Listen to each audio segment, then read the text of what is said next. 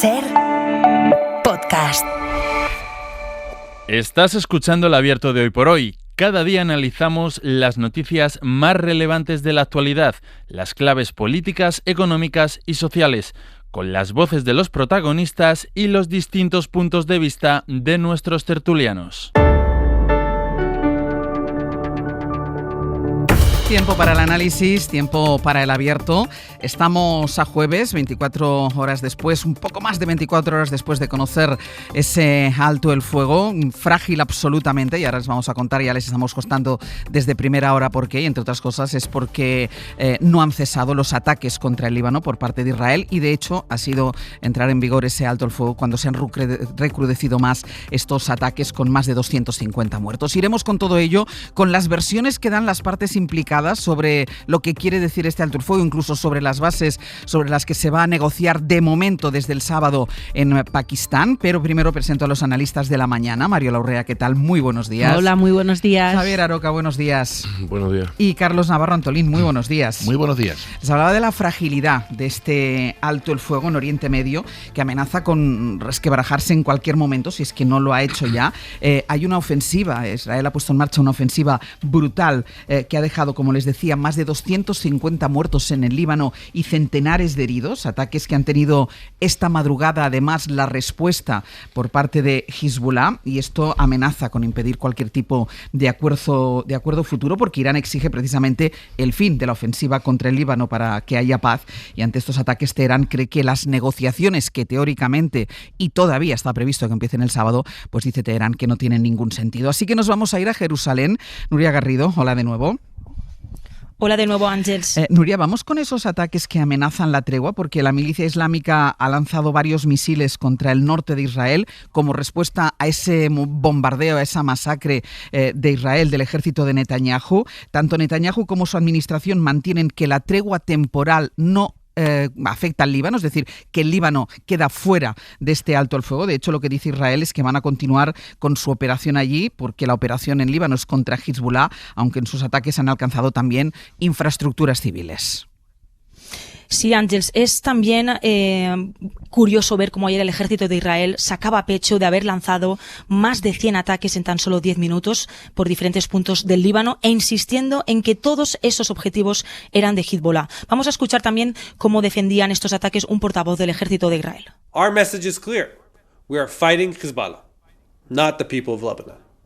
Es el mensaje que siempre repiten en todos los frentes. Lo hemos visto en Gaza, ahora lo estamos viendo en el Líbano, ¿no? Que nuestro mensaje es claro, esa retórica tan dura que estamos atacando a Hezbollah. Pero lo que estamos viendo es que mientras él hacía esas declaraciones, al mismo tiempo también llegaban imágenes y vídeos muy duros, como este que vamos a escuchar ahora mismo.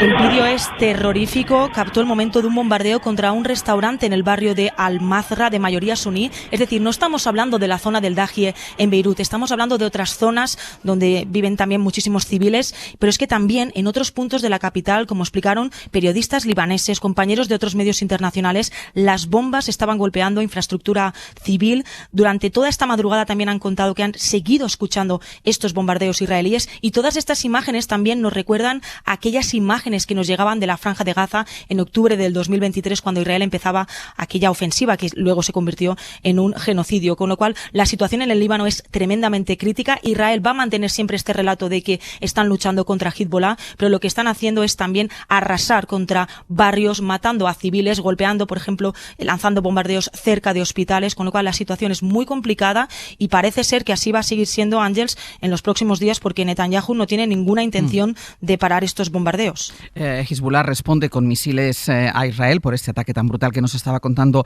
ahora Nuria, pero también lo ha hecho a través de un comunicado en el que dice que piensan continuar con estos ataques, que lo van a hacer en defensa del Líbano y en respuesta a esa violación del alto el fuego. Y además, Nuria, advierte Hezbollah con no parar hasta que cese, dicen, la agresión de Israel y Estados Unidos contra el Líbano. Claro, como era de esperar, Hezbollah ha respondido. Esta madrugada ha lanzado nuevos ataques contra el norte de Israel. No se han registrado heridos ni víctimas mortales. Este es el primer ataque de Hezbollah desde el anuncio de la tregua temporal y, como tú dices, lo que han dicho es que hasta que Israel no cese su ofensiva, ellos van a continuar atacando. También recuerdan que ellos se habían comprometido a cesar con sus ataques una vez Pakistán anunció que efectivamente este alto el fuego también se incluía al Líbano. Y lo que han contado algunos medios, como por ejemplo la CNN o Axios, es que Netanyahu convenció personalmente a Trump de excluir al Líbano del alto el fuego durante una llamada telefónica que se produjo ayer, con lo cual Netanyahu lo que quería al menos era asegurarse de poder mantener este frente, porque sabía que la tregua con Irán iba a seguir adelante, y mientras mantiene esta ofensiva en el Líbano, pues lo que está haciendo es que la situación con Irán esté más inestable, y de hecho ayer Netanyahu subió su retórica diciendo, vamos a escucharle.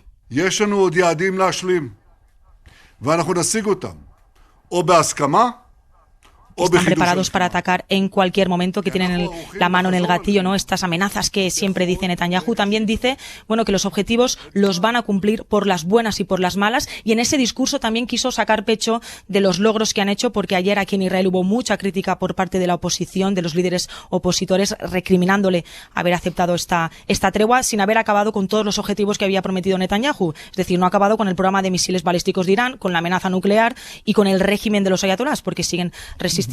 Con lo cual ahora vamos a ver con las negociaciones, ¿no?, de este fin de semana en qué va a derivar toda esta situación y si Irán también pues vuelve a reanudar sus ataques. Ángels. Nuria, muchísimas gracias.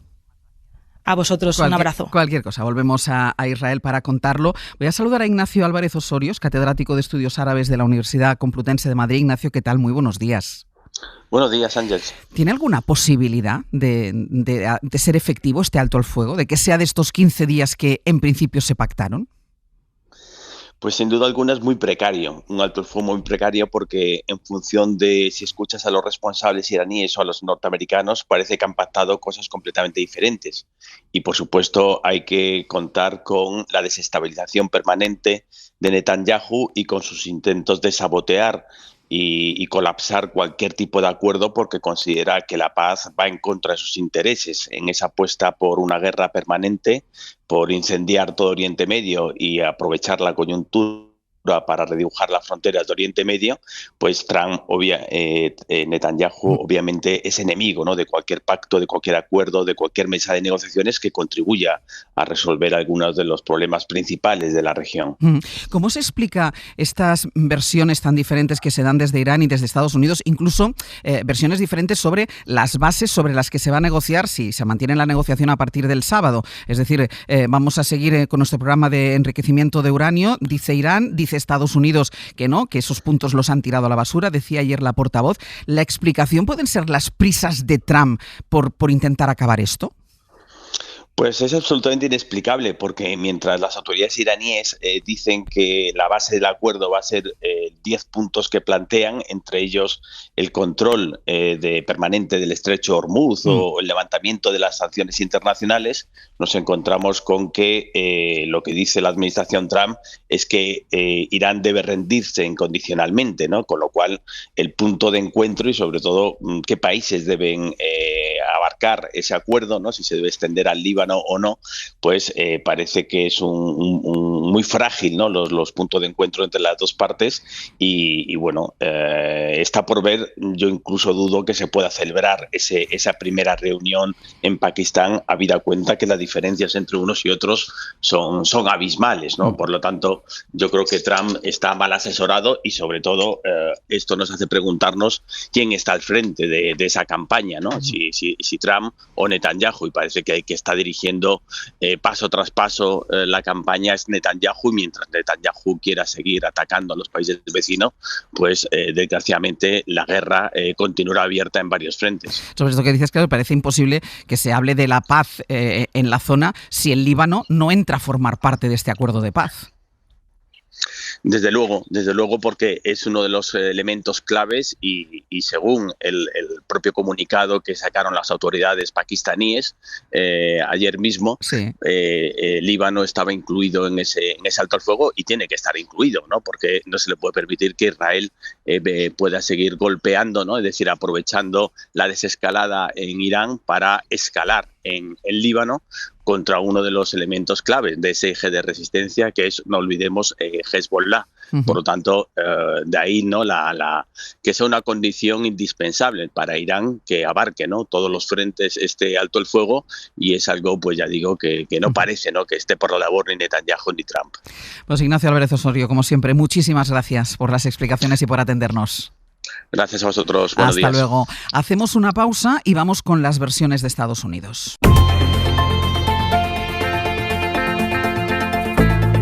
El Abierto.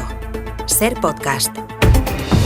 En el Abierto, Mario Laurrea, Javier Aroca y Carlos Navarro Antolín, sobre esa frágil tregua de la que hablábamos ahora, tanto con nuestra compañera en Jerusalén como con Ignacio Álvarez Osorio, una tregua que amenaza con derrumbarse en cualquier momento. Incluso Osorio llegaba a pensar en la posibilidad de que no se llegue a celebrar esa primera sesión de negociaciones, que en principio está previsto para el sábado. El hecho es que Estados Unidos mantiene su completo apoyo a Israel. Si Israel dice que el Líbano no entra dentro de la tregua, Estados Unidos dice exactamente lo mismo y no tiene nada que objetar a los ataques israelíes, a la masacre de estas últimas horas. Pablo Morán, buenos días. Hola, Ángels, buenos días. En todo caso, lo que lleva haciendo desde el primer momento la administración Trump es vender la tregua como una gran victoria de Estados Unidos, a pesar de que es evidente que ha dado marcha atrás en algunos aspectos. Por ejemplo, en su opinión sobre la propuesta de paz, lo hablábamos ahora con Osorio, porque primero dijo Trump que le parecía una base viable para empezar a hablar, para empezar a negociar, a pesar de que entre esos puntos estaba permitir a Teherán que continuara con el enriquecimiento de uranio. Ahora dice Washington que eso lo han desechado, dijo ayer textualmente la portavoz de la Casa Blanca, que lo han tirado a la basura y que ahora trabajan con otra propuesta mucho más razonable, pero no sé si es la misma propuesta que tiene Irán. Bueno, la Casa Blanca está intentando justificar esa marcha atrás de la que hablabas y combatir cierta sensación de fracaso que supone querer sentarse a negociar con el régimen iraní después de intentar acabar con él, lanzando esta guerra ilegal. Y eso supone defender pues esa narrativa de victoria que hoy mismo cuestiona en su editorial el Wall Street Journal, por ejemplo, y que ayer encabezaron sobre todo el jefe del Pentágono y la portavoz de la Casa Blanca, Caroline Leavitt, que dijo esto de esa propuesta de 10 puntos de Irán. Unserious, unacceptable and completely discarded. It was literally thrown in the garbage by President Trump. Dice que Trump la tiró a la basura, literalmente, por inaceptable. Lo cierto es que la delegación iraní está dispuesta a ir a Islamabad con esas mismas demandas, aunque hay una última hora, Ángels, el embajador iraní en Pakistán ha borrado un mensaje que habían lanzado en redes confirmando la llegada hoy mismo de esa delegación, de la delegación iraní a Islamabad para afrontar esa negociación con Estados Unidos. Desde luego que una malísima señal para lo que es esa perspectiva de diálogo y que, en fin, la Casa Blanca afronta con esa narrativa triunfalista, como decíamos, a pesar de que Irán sigue demostrando, por ejemplo, que ejerce el control sobre el estrecho de Hormuz. Lo hizo ayer, poco después de que el secretario de Defensa de Trump declarase su apertura y proclamase una victoria histórica sobre Irán. President Trump forged this moment. Iran begged for this ceasefire. Pete Hegseth defiende que ha sido Irán quien ha implorado esta tregua y esta negociación y que es Trump quien ha conseguido esto. El presidente no se prodigó en público en las últimas horas, ha seguido enviando mensajes en redes para reforzar esta estrategia de la Casa Blanca, asegurando, por ejemplo, que Irán se ha comprometido a entregar el uranio enriquecido en su poder, todo, como decimos, orientado a combatir esa sensación de fracaso con la que Estados Unidos afronta estas negociaciones a las que Irán llega con una propuesta de máximos y Trump dependiente de la voluntad de Israel en Líbano, que puede dar al traste con todo. Otra cosa, Ángels, es la distracción que pueda buscarse Trump y en uno de sus últimos mensajes pues ha vuelto a apuntar a Groenlandia. Vale, para cambiar. Eso sí que tanto se habla aquí España de cortinas de humo, él sí que es un experto en cortinas de humo. Gracias, Pablo. Hasta luego. Hasta luego, Mariola. Será un milagro si el sábado llegan a reunirse. Esto que contaba ahora mismo del tuit iraní ya retirado, que confirmaba la llegada de la delegación a Islamabad. Será un milagro porque hay tres actores en esto: Irán, Israel, que no hay que olvidarlo, a pesar de que no esté en esa mesa de negociación, y Estados Unidos, y cada uno da una versión diferente de las cosas. Yo creo que tenemos que empezar recordándonos a nosotros mismos que últimamente llamamos alto el fuego o tregua a cualquier cosa. Recordemos Gaza. Y esto no es realmente, a mi juicio, un alto el fuego. Esto es más bien una excusa que se ha tenido que armar de manera acelerada y en el último momento para parar esas terroríficas declaraciones del presidente de los Estados Unidos dispuesto a aniquilar toda una civilización. Se ha comprado tiempo, ha sido una de las frases que se ha repetido en los últimos días y yo creo que responde mejor a la descripción de aquello a lo que estamos asistiendo. No hay voluntad de acuerdo, las partes están absolutamente alejadas en sus planteamientos y sobre todo y especialmente Israel está fuera de control, está fuera de control para Estados Unidos. Pero es que además los mercados reclamaban alguna alerta, algún símbolo, alguna manera de entender que la acción política se hacía cargo de lo que representaba seguir cerrando el estrecho de Hormuz en términos de desastre para la economía mundial. Y luego, qué duda cabe que había cierta necesidad para Estados Unidos de justificar también alguna manera, tú lo planteabas al hablar con el catedrático, el profesor Osorio, alguna manera de deshacer un nudo, un lío en el que el presidente de los Estados Unidos, con lucidez o sin ella, se había metido. Por lo tanto, con todo este planteamiento, por responder a tu pregunta, ¿es creíble un escenario en el que se sienten a negociar realmente el sábado? Yo lo veo altamente improbable. Pero además la pregunta es negociar sobre qué, porque Irán tiene unas bases para la negociación que parecía que había aceptado Donald Trump y ahora dice que las han tirado a la basura. O sea, ¿sobre qué van a hablar? ¿Sobre qué van a negociar? Por eso es altamente improbable y insisto también en lo que tú apuntabas, Líbano. Vamos a ver, lo que es que nos estamos distrayendo mucho en Irán, porque obviamente allí hay un elemento muy importante, pero es que lo que está pasando en Líbano, es decir, rompe nuevamente todos los principios de derecho internacional, la vulneración de la soberanía territorial, el uso ilegítimo de la fuerza en unas condiciones y en unos parámetros verdaderamente inaceptables. Aroca. Yo creo que esta tregua no es una tregua. En cualquier caso, o un alto el fuego si queréis. En todo caso, es una tregua que se ha concedido a sí mismo el presidente Trump para buscar una salida a sus propias bravatas, ¿no? Contra la opinión de la inteligencia militar norteamericana y la inteligencia política. Otra cosa es que haya una camarilla cercana a él que lo influya y haya determinados intereses, digamos, empresariales que lo empujen en una línea u en otra, pero evidentemente esto, en mi opinión, es una marcha atrás del propio señor Trump y que pone además de manifiesto otra cosa, no solamente lo vacío de sus terribles amenazas, sino que quien manda en el tablero no es él, sino es el señor Netanyahu. Y esto está clarísimo, ha bastado minutos de que se anunciase una tregua para satisfacción de la mayoría de la gente, entre otras cosas, porque por fin pensábamos que no iba a acabar con la civilización persa, y resulta que Netanyahu responde con un ataque aún mayor. Claro, yo me pregunto, ¿qué tiene que ver con acabar con el régimen de los ayatolás y proteger a las mujeres, por ejemplo, como se ha dicho muchas veces? ¿Qué tiene que ver con eso? ¿Arrasar el Líbano? ¿Asesinar a los palestinos en Cisjordania? En Gaza también, seguir que siguen masacrando a la gente. O sea, ¿qué tiene que ver esto con esas dos cosas? Primero, con acabar con el régimen de los ayatolás y también, por cierto, con traer la paz al Levante. Es falso todo. Esto todo una operación desde el primer momento del propio Estado de Israel, sobre todo, yo diría al Estado, ni siquiera al gobierno, diría al Estado de Israel, que pretende, su sueño, que es una ampliación mediante la vía ilegal de la anexión de los territorios que ellos consideran imprescindibles para vivir, desde Litani hasta sus propias fronteras, anexionarse definitivamente Gaza y Cisjordania, aparte de lo que ya se ha anexionado. Ese es el meollo del asunto.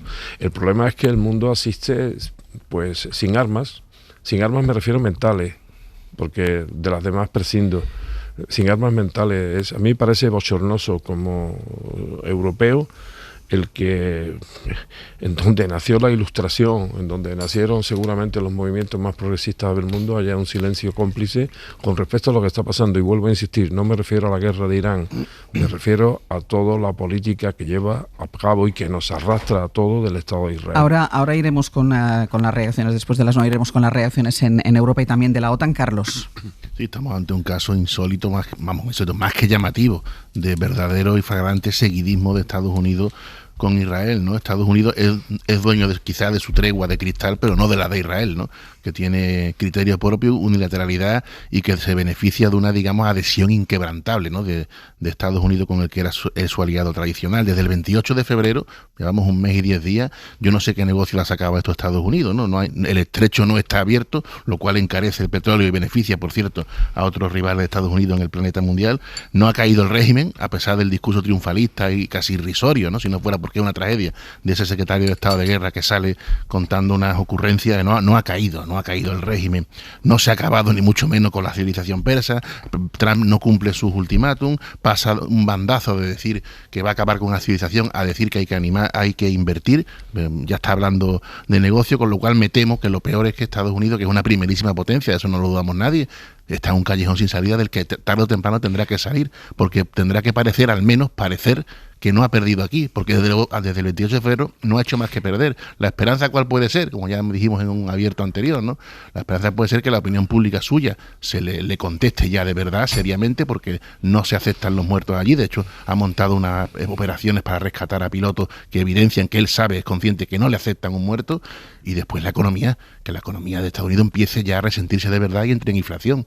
Esas son las dos esperanzas, porque por el momento lo que hay es un seguidismo más que llamativo con un aliado tradicional, una adhesión inquebrantable, ¿eh? Claro, es que aquí los tres habéis incidido en una cosa, que es el papel de Israel. Decías tú una cosa, Mario, Israel está fuera de control. Decía que lo que quiere es salir Estados Unidos, pero, y lo decía ahora también Carlos, pero salir con Israel fuera de control. A mí me venía la imagen, del típico símil, de la pasta de dientes. Una vez se la has sacado, no la puedes... O sea, tú le has legitimado para que haga lo que quiera. Entonces, no va a poder salir Donald Trump de esto, no va a poder salir porque Israel no quiere salir. Hay un elemento que a mí me parece duro de expresar, pero que cada vez percibo como cierto, que es que todo lo que está ocurriendo en el fondo no es sino una maniobra de distracción para que Israel pueda llevar a cabo ese propósito que tú decías, Javier, sin el riesgo de una contestación interna de el único país que en ese momento, por muy débil que esté, que es Irán,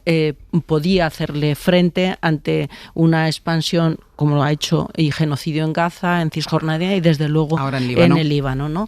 Entonces, ¿cómo llevaba a cabo este gran sueño que siempre ha sido el sueño de Israel? Bueno, pues en estos momentos, con un presidente como Trump en la Casa Blanca, se ha dado pues una especie de confluencia que ha permitido llevar a término esa acción política. Y para eso se necesitaba esta operación en Irán y tener a Irán pues bajo la bota, ¿no? Como está.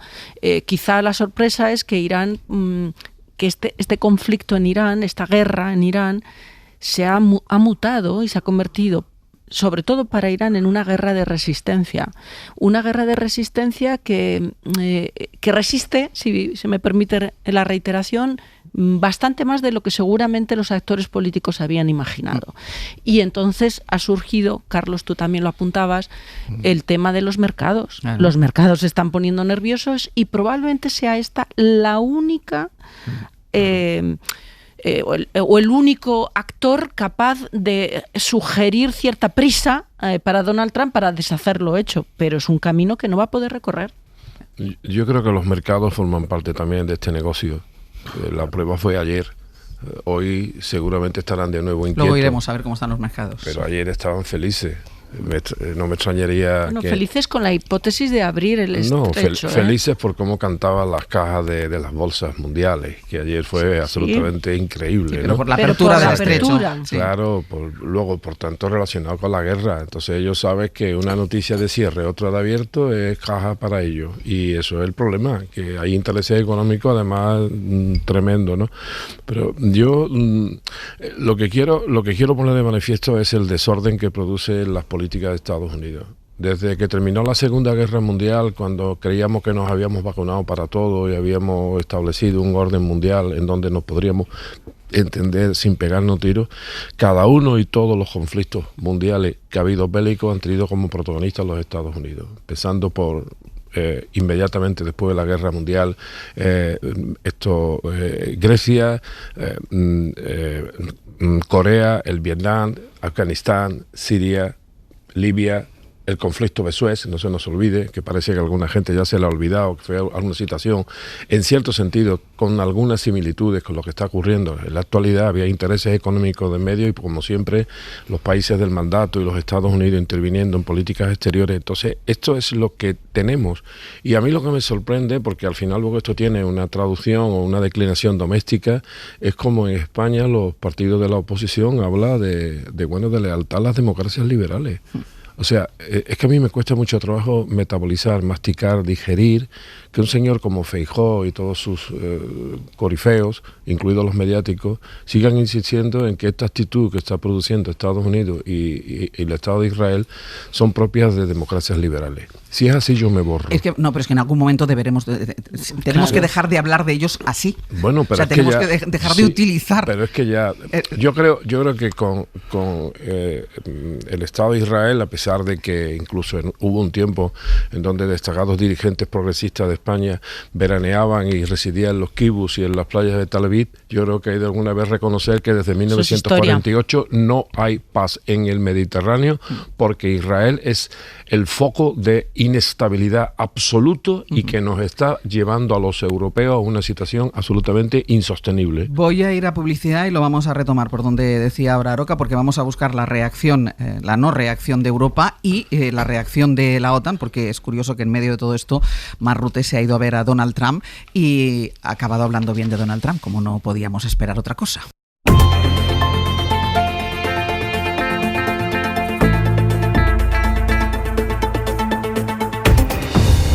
En el abierto, Mario Laurrea, Javier Aroca y Carlos Navarro Antolín. Les decía que en este contexto bélico de total inestabilidad internacional, la Unión Europea ha firmado junto a varios países miembros un comunicado en el que piden un alto el fuego con el Líbano, incluido en el marco de esa tregua temporal, aunque de nuevo sin hacer menciones explícitas que puedan comprometer su relación con Estados Unidos, su relación con Donald Trump. Corresponsal comunitario Enrique García Pozo, buenos días.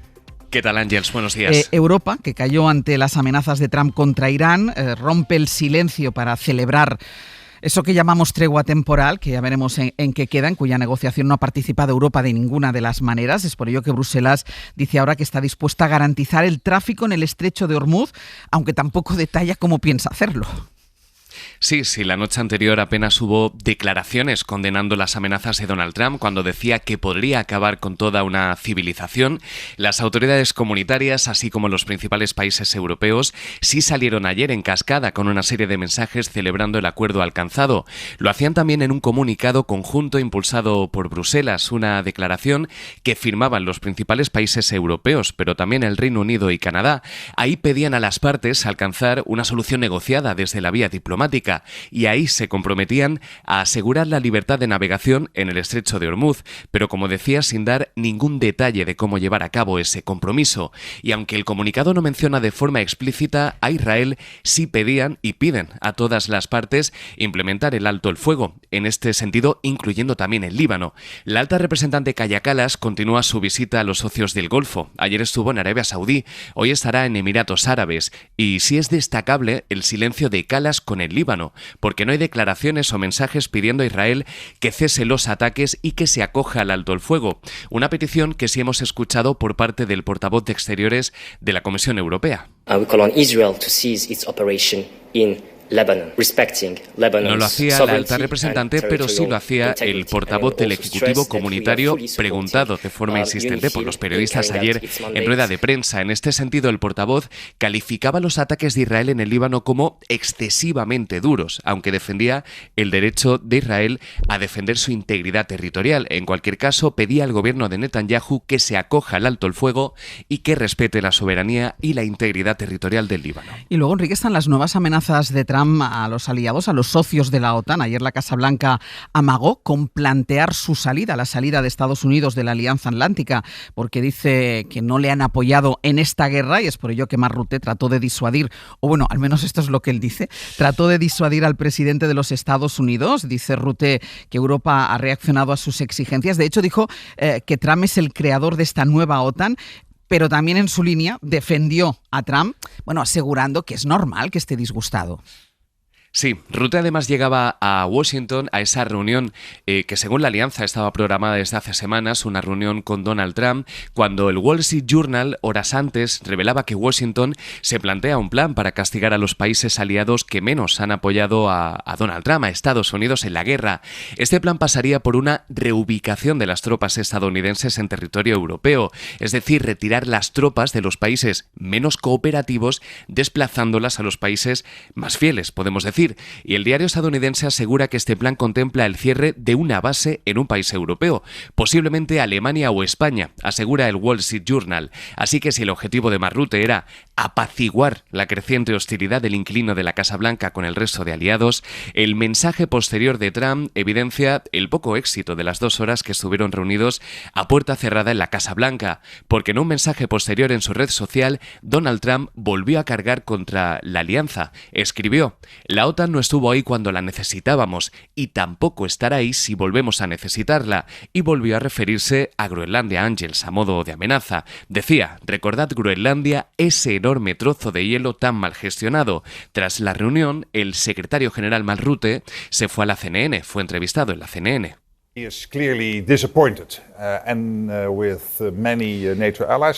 Ahí reconocía que mantuvo una conversación franca con Donald Trump, reconocía que Trump está claramente decepcionado con varios aliados de la alianza.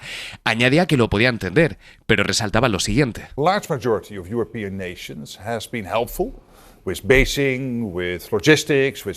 Rutte destacó, y así dice que le trasladó a Donald Trump, destacaba que la gran mayoría de los países europeos han contribuido con el uso de las bases, han contribuido con la logística de la alianza y que cumplen con sus compromisos con la OTAN.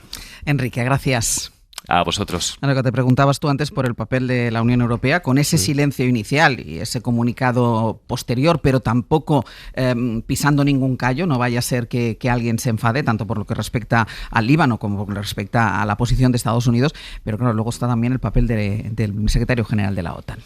Bueno, con respecto a la Unión Europea, en mi opinión, no tiene ninguna credibilidad. Todo lo que hacen, que bueno, es bienvenido, el gesto este último también, pero son escarceos, pudiendo hacer otras cosas que no hace. Por ejemplo, podríamos imaginar que a estas alturas del conflicto con Ucrania la Unión Europea mantuviese un acuerdo preferencial con Rusia. No, sería imposible. Bueno, pues Europa sigue manteniendo un acuerdo preferencial con Israel que permite, entre otras cosas, que lleguen productos en condiciones arancelarias beneficiosas de los territorios ocupados de Cisjordania. Esta es Europa.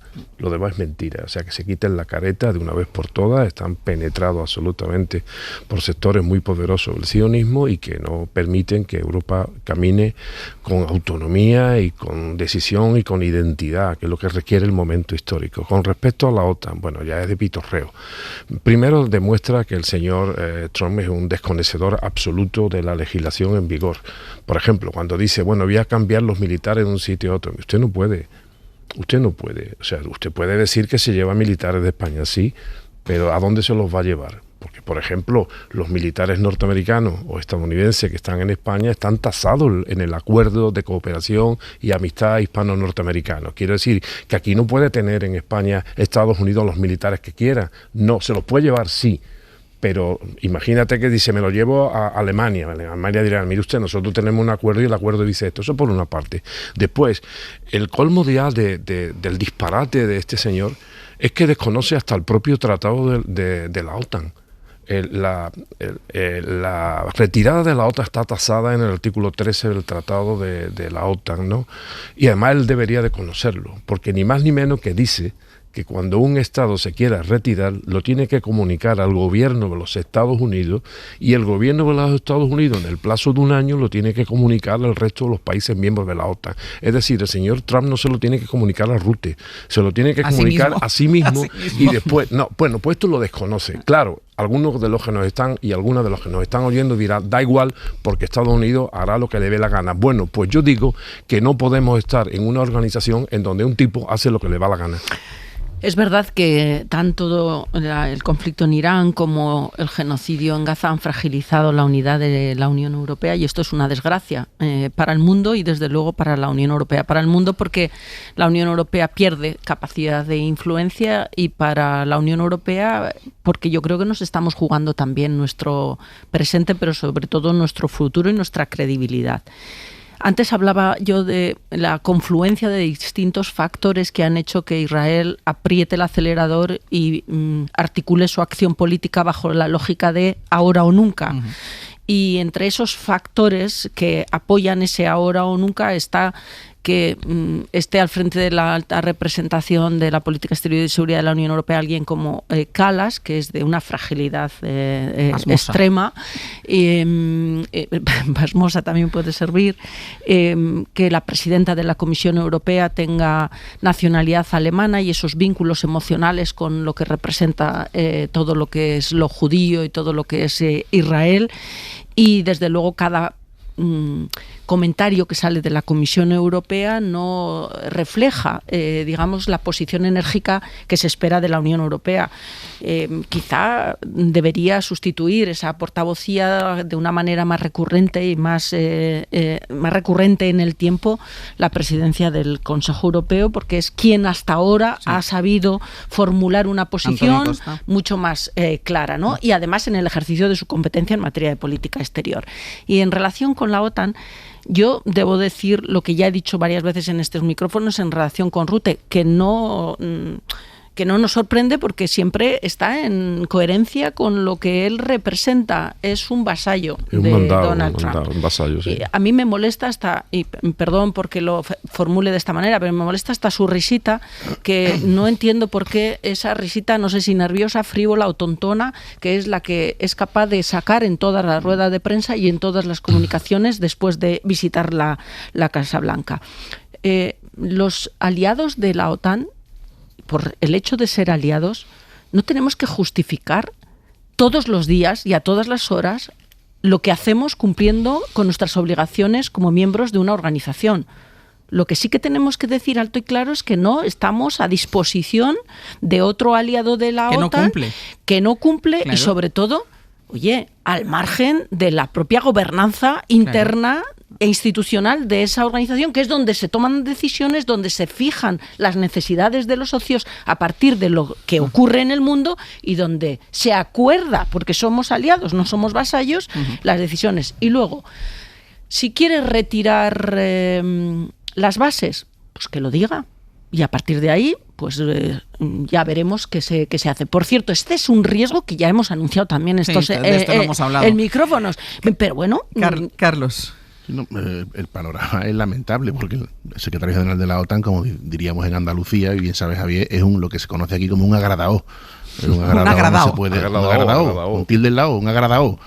Entonces, esos son personajes serviles, dóciles, lamebotas, no se puede esperar nada bueno de ellos, pero claro, nos cogen una posición en la que tendría que estar haciendo justo lo contrario. Si Estados Unidos quita a los militares de las bases seguirían porque son de uso conjunto. Eso hay que tener también muy claro, ¿no? Ya veremos si verdaderamente los quita. En la OTAN tenemos el agradado y en Europa nos ha cogido con el pie cambiado, nos ha cogido quizá con una estructura de planteamiento absolutamente anticuado y nos ha cogido dormido. Europa necesita despertar y darse cuenta que Estados Unidos ya no es el amigo protector, que esto ha cambiado hace un año, desde que llegó Trump con los 80 millones de votos, y haría bien en preparar ya su propia cultura de defensa, en preparar ya y autogestionarse su protección. Ya no hay séptimo de caballería que venga a protegerte. Estados Unidos, hoy por hoy, lamentablemente, es una amenaza para Europa. Los Estados Unidos de Trump quieren una Europa frágil y humillada, y basta recordar un día concreto cuando hizo ir a la jefa de la Comisión Europea, a la presidenta, la hizo ir y se entrevistaron en un club privado de golf de Trump en Escocia, no sé si os acordáis. Sí, eso fue la mayor... ¿Cómo olvidarlo, Carlos? Forma parte de la humillación pública. Este señor disfruta humillando a Europa.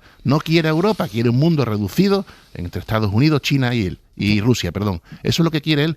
Todo lo que nos debilite, a él le alegra, le satisface. Hacemos una pausa y a la vuelta vamos a ver cómo han reaccionado. Ayer reaccionaron bien los mercados a ese anuncio de alto el fuego. Vamos a ver qué pasa después de que este alto el fuego se haya mostrado tan frágil como lo hemos contado.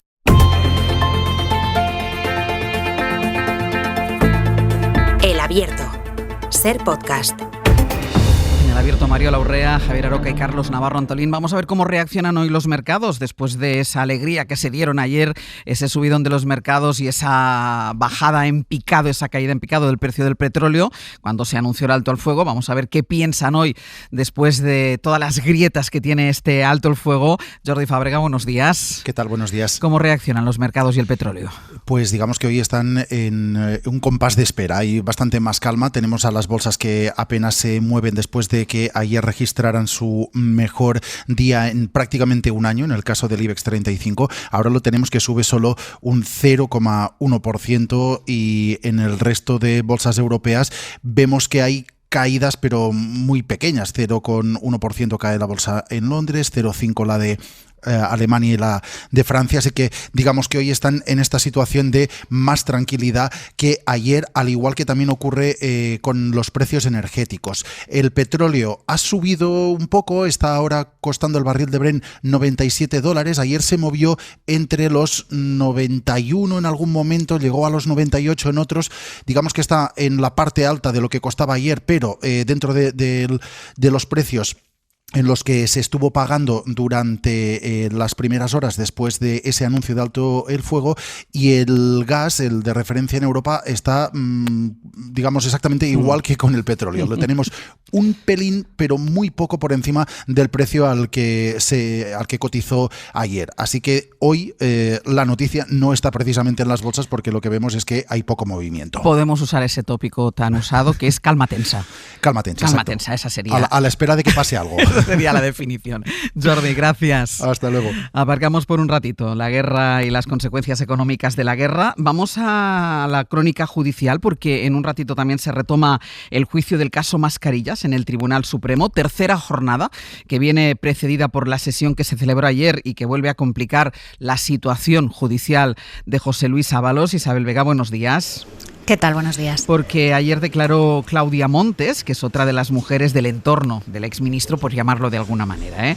Es otra de las mujeres que estuvo enchufada en una empresa pública dependiente del Ministerio de Transportes, aunque a diferencia de lo que había dicho el día anterior Jessica Rodríguez, Claudia Montes aseguró que ella sí que iba a trabajar, ella sí que iba a su puesto de trabajo. De hecho, dice que esto se puede comprobar a través de sus publicaciones en redes sociales. En su cuenta de Instagram, de hecho, donde dice que ha ido reflejando que madrugaba muchísimo y que era por gusto porque a ella le gustaba su trabajo. Al final la declaración no fue tan dura para Ábalos como la de Jessica Rodríguez, pero tuvo sus cosas. Claudia Montes, que se refirió a él como amigo y compañero de partido, llegó a decir que le ayudó en su relación que tenían telemática por WhatsApp a culturizarse políticamente. Al final no le acusó de nada. Yo hasta el día de hoy, que veo todas las pruebas que hay y no voy a ser falsa, ustedes me están demostrando por los mensajes que hay que ellos hicieron algo detrás, pero yo no puedo reconocer algo porque ellos no me lo dijeron. En ningún momento José Luis Ábalos me dijo, oye, te he enchufado. Nunca me lo ha dicho. La cuestión es que fue el ministro de Transportes quien le pasó unos enlaces de Infojobs con ofertas de empleo en esa empresa que es del Ministerio de Transportes. Y además consta el mensaje de Ábalos a Koldo García preguntando si a esta mujer no se le podía buscar algo en alguna subcontrata de Renfe. Aún así, ella sostuvo que solicitó el empleo por su cuenta y que pasó todos los procesos. Otro tema es lo que hacía. Perdón, le ha preguntado si dejó de ir a trabajar. No, en ningún momento. Cumplido, yo he ido a trabajar y lo que hacía era la biblioteca de Oviedo, ir a coger libros y aprovechar de leer. Ella dijo que iba a trabajar y que cuando finalmente la despidieron había acumulado 21 días de más. Pero los dos gerentes que coincidieron con ella, que fueron gerentes de la empresa sucesivamente, testificaron que al menos durante un tiempo no iba. Casi la expedientan, de hecho, por absentismo. Y en su declaración afloró lo que acabamos de escuchar, que ella se iba a una biblioteca a leer. Cuando usted ha referido, le voy a hacer una pregunta, cuando usted ha referido que leía los libros que cogía de la biblioteca, ¿era en horario de trabajo o fuera de horario de trabajo? En el horario de trabajo y eran todos referente a los trenes. Me estaba, me quería saber todo lo que referente a los trenes. Sobra recordar que Logirrail, la empresa donde la habían contratado, era una empresa sobre trenes, dependiente de Renfe. Bueno, a ver cómo valora el tribunal este testimonio. Los abogados de Ábalos ayer, el caso es que salían relativamente contentos. Isa, hoy está previsto que declare como testigo Carmen Pano, que está siendo investigada en la pieza separada de este caso en la Audiencia Nacional, porque ella es la empresaria que asegura haber llevado 90.000 euros en efectivo a la sede del PSOE, por lo que el asunto de los pagos en metálico volverá de nuevo al Supremo. Sí, acabará saliendo el tema porque además de Carmen Pano, declara el chofer que según afirma la llevó a Ferraz en una de esas 2 entregas de dinero en bolsas de papel que se supone que hizo por indicación de Aldama. Pero en realidad no ese es el asunto que la trae al Supremo, que eso, como bien dice, se investiga en la Audiencia Nacional, sino la reunión sobre una licencia de hidrocarburos en el Ministerio de Industria que les consiguió Koldo García a petición de Aldama y se supone que con el conocimiento y consentimiento de Ábalos, que por eso dice la Fiscalía que el asesor era el alter ego del ministro. Bueno, también están la empresaria y su hija detrás del chalet que compraron en Cádiz, en la Alcaidesa, en teoría para el disfrute de Ábalos y del que le acabarían desahuciando cuando cesó en el Ministerio de Transportes y esa licencia de hidrocarburos no acababa de prosperar. Esta empresaria, de todas formas, que viene también a declarar su hija, está enfrentada con Aldama, así que va a ser interesante ver el interrogatorio que hace la defensa, que como sabéis está intentando ganar puntos para conseguirle condenas todavía menores. Pues mañana lo comentaremos. Muchísimas gracias, Isa. A vosotros, buen día. Hasta luego. Es muy difícil contenerse y no cruzar la línea de la seriedad del caso, porque es un caso grave de corrupción, para caer en la risa del esperpento, porque realmente cuando ves los personajes, cuando escuchas las declaraciones, yo es que cada vez que escucho a Claudia Montes decir que yo leía libros de trenes porque me quería culturizar sobre trenes, el perfil de las mujeres enchufadas, porque al final son mujeres enchufadas por parte de quien fue ministro de Transporte. Mariola, es muy difícil contenerse y no cruzar esa línea, que no hay que cruzarla porque el caso es grave. Es un bochorno. Lo que ocurre es que a mí me parece que sería un error caer en la tentación de los detalles del bochorno. Sí, por eso decía. Para sacar una conclusión que sería algo así como: hay una especie de corrupción sofisticada y elegante, que es la que cometen los de la derecha, y hay una corrupción o presunta corrupción chusca y torrentiana, que es los que se atribuyen a la izquierda.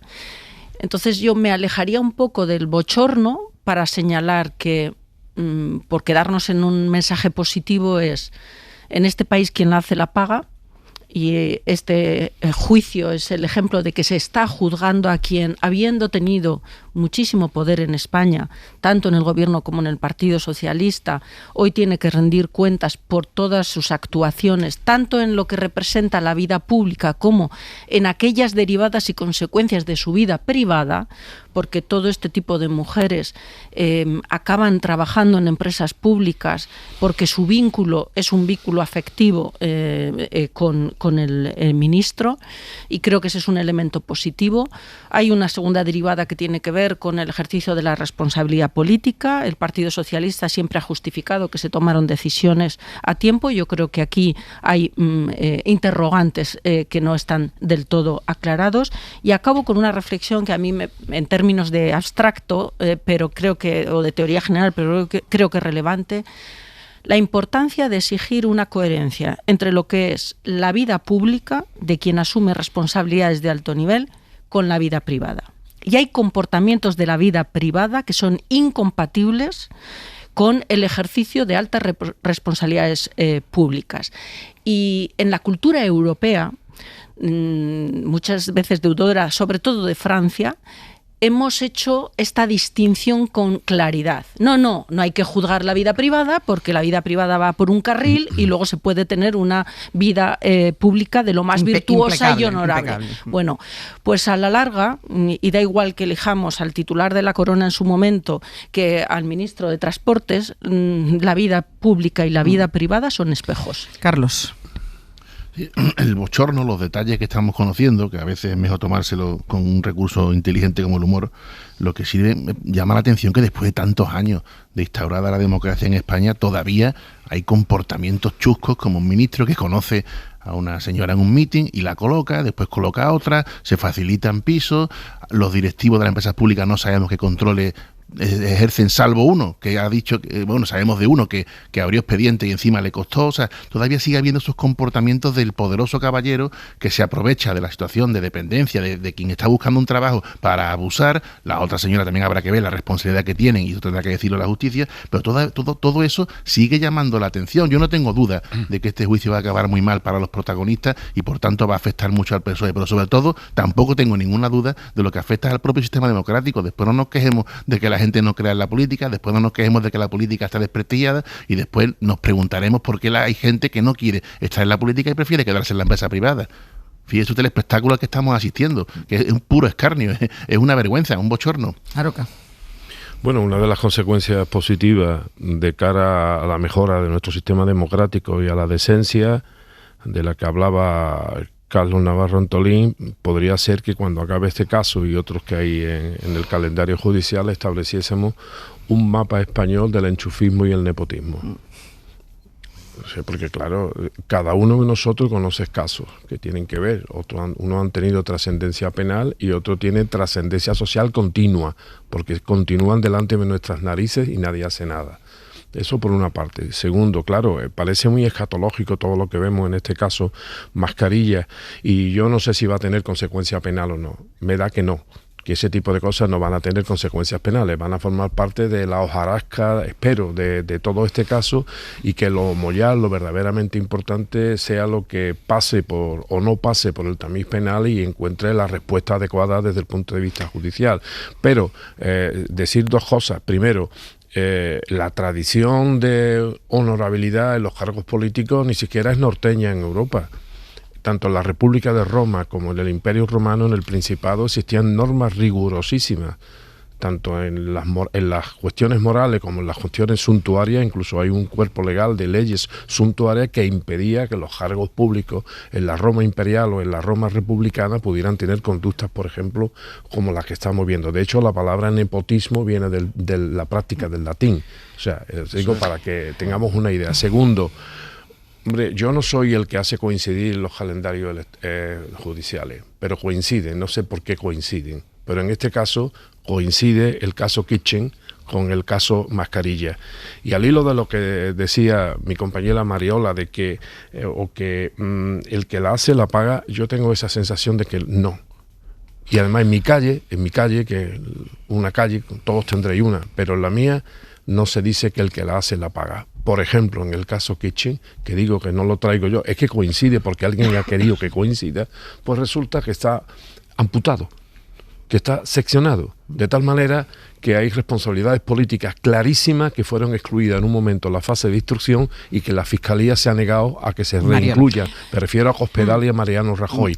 Luego, por tanto, el que la hace la paga, no. Eso es lamentablemente una falacia más o un cuento tierno que nos queremos querer para consolarnos. Decía el que la hace la paga porque estamos precisamente asistiendo a un análisis en relación con el proceso judicial abierto. Pero a mí me interesa también tirar de otro hilo, Javier, que tú apuntabas y que creo que es interesante.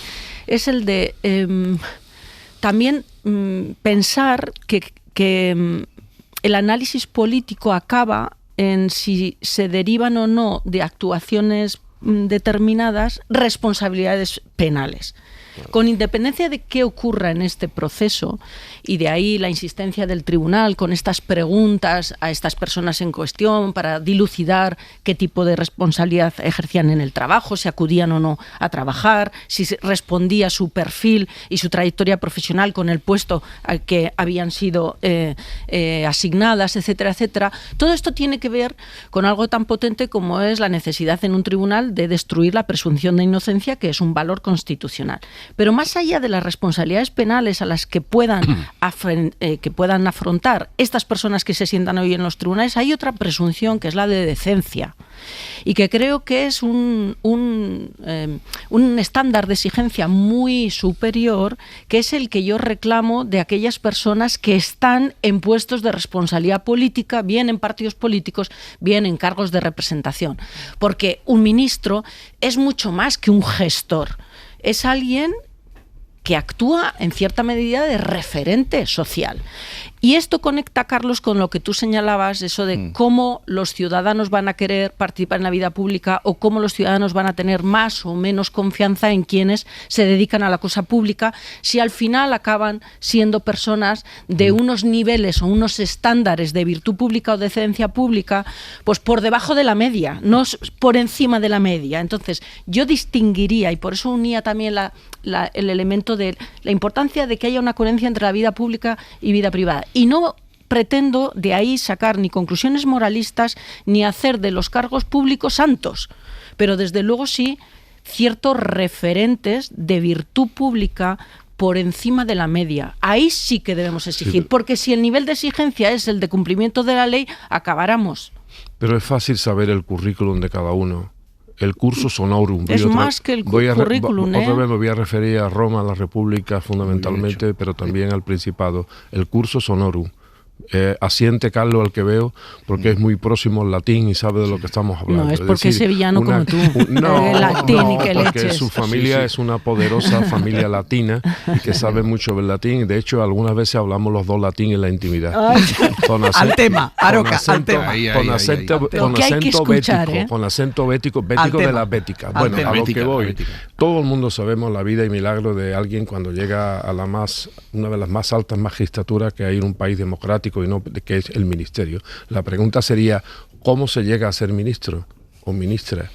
No vaya a ser que tenga razón Juan Belmonte cuando se refirió a su mozo cuando le preguntaron degenerando. Claro, porque a mí me da la impresión de que algunos ministros y ministras han llegado a ese magisterio, y también ministerio, han llegado degenerando. ¿Te has dado cuenta cómo pero de todas el latín, formas, Carlos? no solo cómo llega un ministro a ser ministro, cómo llegan ministros, sino también cómo nadie percibe estos comportamientos que pueden no ser delictivos, insisto, o sea, uno se relaciona con quien quiere, se acuesta con quien quiere y se levanta con quien quiere, pero cómo no se percibe esto en el entorno próximo. Sí, pero porque se prima la lo que tú dices es verdad, es la libertad de cada uno, pero que se lo pague. Si tú perteneces al Partido Socialista, eso de acostarse con quien quiere tiene unos límites en relación con tus obligaciones programáticas. Lo pague quien lo pague, lo pagues tú de tu bolsillo o lo pague una empresa pública. Es peor que lo paguemos entre todos. Bueno, eso puede ser delictivo. El mayor ministro de un país, que es el jefe de Estado. El jefe del Estado también puede hacer lo que le dé la gana. Ahora, lo que no podemos, según la Constitución lo que no podemos es pagarle nosotros su querido. No solo es un problema de quién pague la cuenta. Y hay otra cosa que me parece preocupante. ¿Cómo no funcionan los mecanismos? Es decir, aquí hay dos señoras que han sido contratadas, enchufadas, que no iban a trabajar, que los jefes inmediatos lo conocían y lo sabían. Sí. Y esto no trasciende de aquí, al contrario. Ayer uno de los que declaraba decía, no, yo al lado de ella tengo un Excel con todos los trabajadores y puse presidencia, porque me avisaron desde presidencia. Sí. Entonces, no señor, usted si esta señora no va a trabajar, da igual que le hayan metido desde presidencia. Entiende cómo se llega a ministro y cómo se llega a directivo de empresa pública. Totalmente. Volvemos a lo mismo, que se prima la docilidad, cómo se ejerza la responsabilidad. No los méritos, asumiendo las consecuencias que implique ejercer tu responsabilidad, porque en este juicio también hemos descubierto que quien ejerció su responsabilidad y abrió un expediente de la noche a la mañana, no sé, efectivamente, no sé si relacionado o no, le costó el puesto. Bien hecho por él. Pero tú señalabas algo que es la otra cara de la moneda de mi argumento en relación con la importancia de lo de la virtud pública y privada, porque si nos quedamos solo ahí, hacemos un juicio exclusivamente de moralidad y eso no sería, en democracia no sería suficiente. La otra parte es, nuestro sistema de gobernanza tiene que tener la suficiente sofisticación y depuración como para que cuando ocurra eso, porque esto va a ocurrir, porque va a seguir ocurriendo. Porque la política la hacen seres humanos y va a seguir ocurriendo. Y con sus virtudes y con sus defectos, salten las alarmas. Entonces aquí hay muchas alarmas que no han saltado o que habiendo saltado no se han tomado esas referencias con la suficiente contundencia. La vida y milagros del ministro se conocía y quizá no se supo o se le restó importancia por esa idea de que cada cual haga lo que quiera por la noche, ¿no? Cada cual no hace... Ningún tiempo, nos hemos tardado en enterar... tiempo pasado fue necesariamente mejor. Yo estoy de acuerdo en lo que acabas de decir, de la moral y tal, y tenemos que tener cuidado con esas cosas, pero claro, hay antecedentes. Es que hubo ni más ni menos que un director de la Guardia Civil al que vimos todo el mundo en calzoncillos blancos saltando por las camas. ¿Y qué pasó? Pues no pasó prácticamente nada. Incluso aquellos que gobernaban en aquellos momentos se ponen hoy medallas diciendo, oye, en nuestros tiempos no pasaba nada, pasan ahora en tiempos de Pedro Sánchez. No. Un director general de la Guardia Civil en otros tiempos, añorados por algunos, tiempos janosos, saltaba de cama en calzoncillos blancos. Carlos. Y no había móviles, que ya fotos eran más difíciles de hacer. Y con calcetines granates, que es lo peor.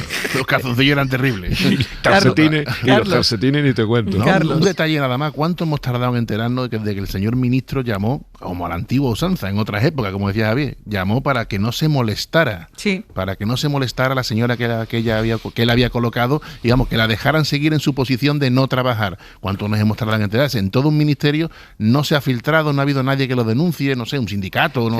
Alguna red social, que el ministro llamando a la como los tiempos que nos vamos en blanco y negro, que no se le moleste, que es una protegida.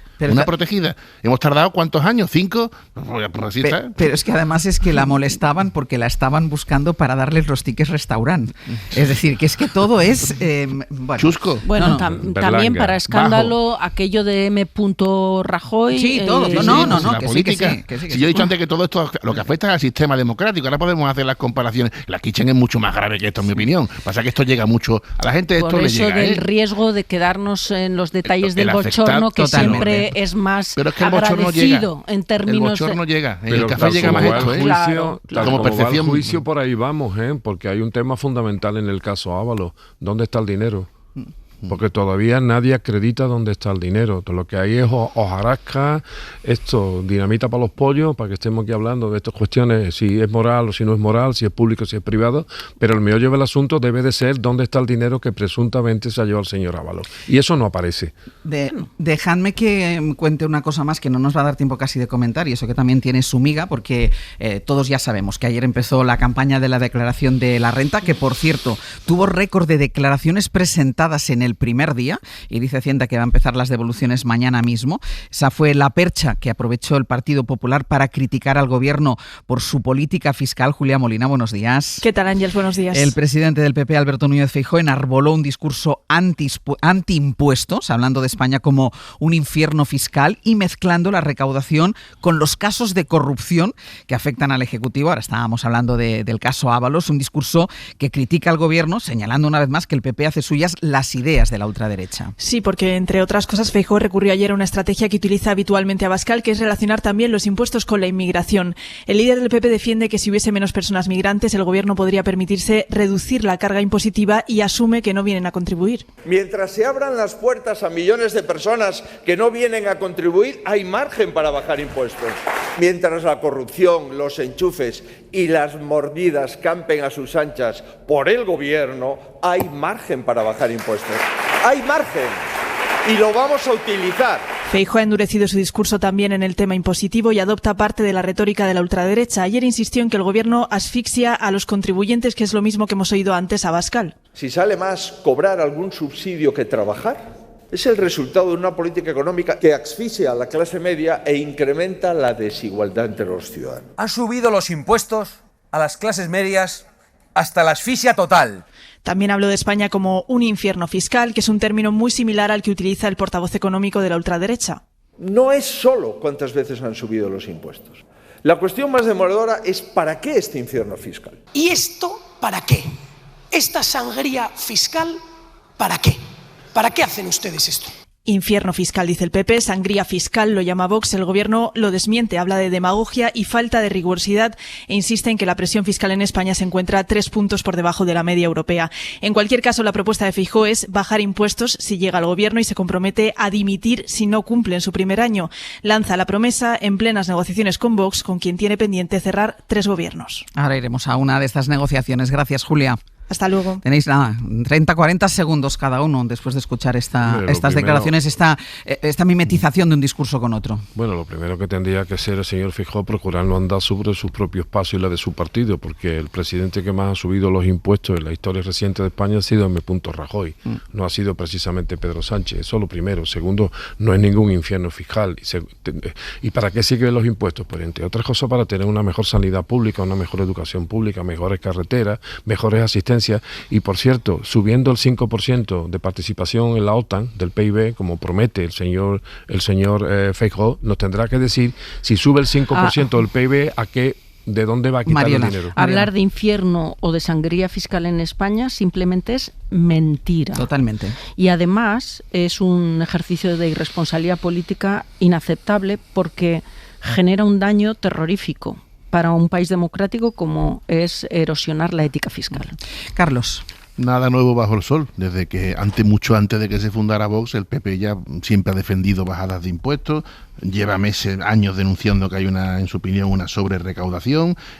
Son planteamientos que responden a su legítimo modelo económico liberal. O sea, yo no he visto nada nuevo y el PP hace esto mucho antes de que se fundara Vox, muchísimo antes. O sea, yo veo una continuidad, eso sí, con un contexto ahora distinto, porque tiene un aliado natural con el que coinciden ciertos planteamientos. Y es bueno que vayan coincidiendo más porque tienen que entenderse. Muy breve. Efectivamente hay una coincidencia. Tanto Feijóo como Mariano Rajoy dijeron que no iban a subir los impuestos, que lo iban a bajar. El problema es que el único de los dos que ha gobernado, que es M. Rajoy, Feijóo todavía no, lo subió. Las comunidades autónomas tienen una amplia autonomía fiscal. El Partido Popular gobierna en casi todas. Sí. La pregunta es, ¿el infierno fiscal dónde está?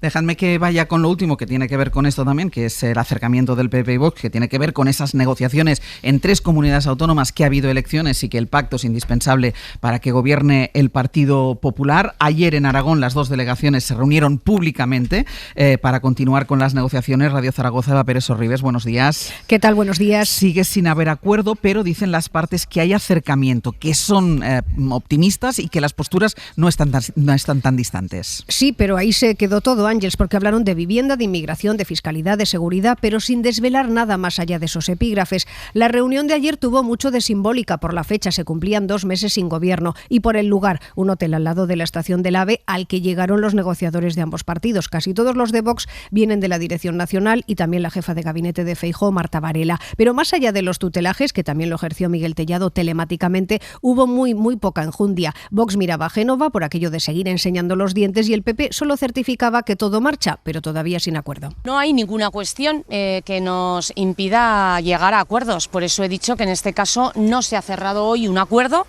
porque creemos que hay que profundizar. Que seguimos trabajando y esto es una reunión más, y siempre que hay una reunión más pues es una buena cosa, porque eso quiere decir que las relaciones no se han roto, ¿no? Como digo, Génova pues no torpedea las relaciones, ¿no? Y me parece que eso es lo fundamental. Son la vicepresidenta en funciones del PP, Mar Vaquero, y el único aragonés de Vox en la negociación, Alejandro Nolasco. Les quedan solo 3 semanas por delante y en medio tienen otra fecha simbólica, el 23 de abril, que es el Día de Aragón. Pero cuando le preguntamos a Nolasco si le gustaría celebrarlo con acuerdo, él contestaba bromeando que lo que le gusta es el helado del turrón. Hacía calor ayer en Zaragoza. Eva, gracias. Adiós.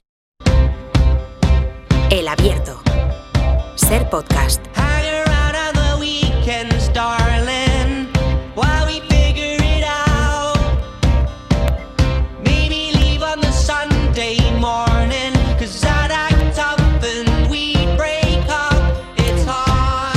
Vamos a ir terminando ya el Abierto. Pepe Rubio, buenos días. Buenos días. Sergio Castro, buenos días. ¿Qué tal? Muy buenos días. Venga, pues contadnos qué vamos a hacer. Pues tenemos Consejo de Ministros como todos los jueves con Nuño Domínguez y Jaime García Cantero. Artemis II y derivada. Seguimos con el empacho de Luna, menos mal que tenemos un Eno 146 como Saturno. Exacto. 50 años de Apple, también vamos a hablar del tema. Y ayer Bolaño en rueda de prensa anunció la tramitación de la ley del derecho al honor y va Jaime a explicar si esa ley incluye la prohibición de redes sociales para menores de 16 años. Vale, muy bien. ¿Qué más? Luego, a partir de las 10:30, hombre, si tuviésemos que llevar el club de amigos y amigas alegres al cine, tendríamos muchos actores y actrices posibles para representar lo que es ese mundo. Sí. Alguien habría que haría de Luis Alegre, seguro. Seguro. Y también habría buenos relatores, porque tenemos a Valdano, porque tenemos a Manuel Vicent. David Trueba. A David Trueba, pero tenemos a partir de esta mañana, si todo sale bien, a Rosa María Calaf, que también puede dar una visión muy cosmopolita. Ella lo puede narrar todo. Lo puede narrar perfectamente, así que la esperamos a partir de las 10:30 aquí. Muy bien. Y en Vida y Cine con el profesor Ocaña tenemos 2 estrenos: La buena hija de Julia de Paz, Buena suerte, pásalo bien, no mueras de Gore Verbinski, y tenemos CBD.